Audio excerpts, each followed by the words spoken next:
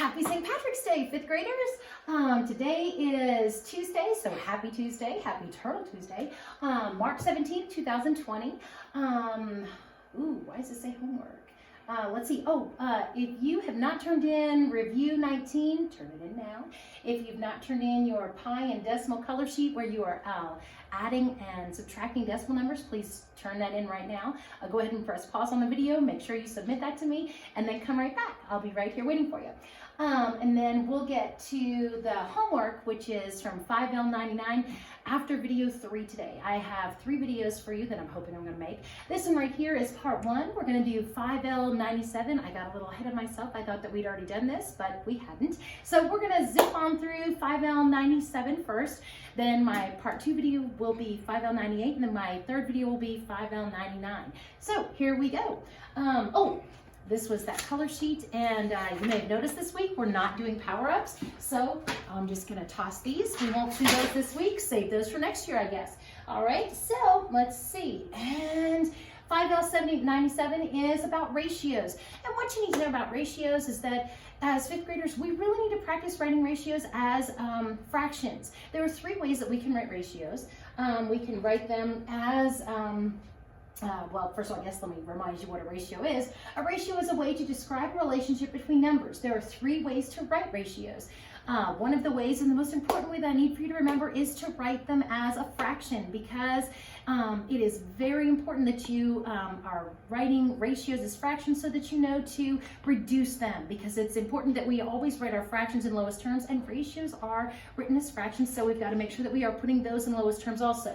But the 3 ways that you can do that, you can say the fraction way, like A is to B, or A to B, or A colon B. And so all 3 of those are ways that you can write a ratio. Let's see. Here's an example. Say there are 4 wheels on each car. So what is the ratio of wheels to cars?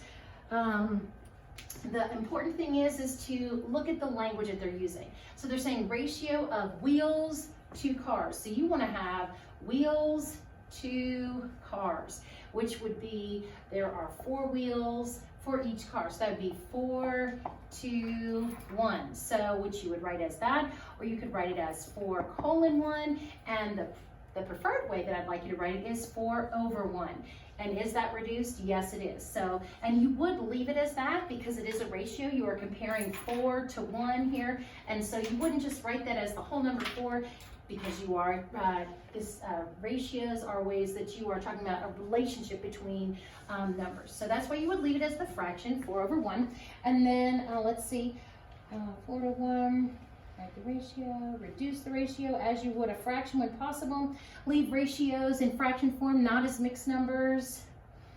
And the example, the ratio, here's a different example. It says the ratio of red to blue marbles in a bag is 4 to 6. So you would write 4 to 6 in fraction form, and so we reduce ratios like fractions. So if it were 4 over 6, you would divide both of them by 2 because they're both even numbers.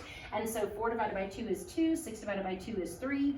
And so the ratio of red to blue marbles in this particular example would be 2 to 3. For every 2 red marbles, there are 3 blue marbles. So let's see. Then this example says, and would you please write this in your notes? So this is 5L97 EX1, and there's only one example for 5L97. And it says there were 12 girls and 16 boys in the class. So what was the ratio of boys to girls? Now, they're going to be stinkers here. They are going to try and trip you up, but you're smarter than them. You can figure this out. So you want to make sure that you're writing down, what are they asking? So go ahead and write down boys over girls. And then you're going to go back and you're going to look and see, how did they word this? So there were 12 girls and 16 boys. See, they were trying to trick you. Okay, but you were smarter than that. You didn't get fooled by them. So make sure that you go here and you look and you say, okay, boys would be 16 because there's 16 boys, and then girls, 12 girls. Is that a good answer? No, it's not a good answer. Not a good final answer. It's a good answer. It's not the better or the best answer. The next thing we need to do is we need to see what can we divide into both of them. Now, we could divide it by 2 because they are both even numbers. So let's go ahead and do that. That would give us 16 divided by 2 is 8, 12 divided by 2 is 6. That would give us a better answer. Okay, this is good, better, but the best answer is when we reduce it one more time, because both 8 and 6 are still even numbers, so we can divide them both by 2. 8 divided by 2 is 4, 6 divided by 2 is 3. This right here is the best answer, so that's what you want as your final answer is 4. There are 4 boys for every 3 girls. Well, let's make sure that that's what I have here. They said, let me show the total boys to girls. You could actually draw a picture. You could do for B over G. I don't know why you would do that, but that's their little idea there. Now, this right here, let me erase this for you, because this is a little bit of lesson practice. If you'd like, you could take a look at this. It's also in your book. And if you could get these done and shoot them to me, that might be worth some bonus points for you. So let's see.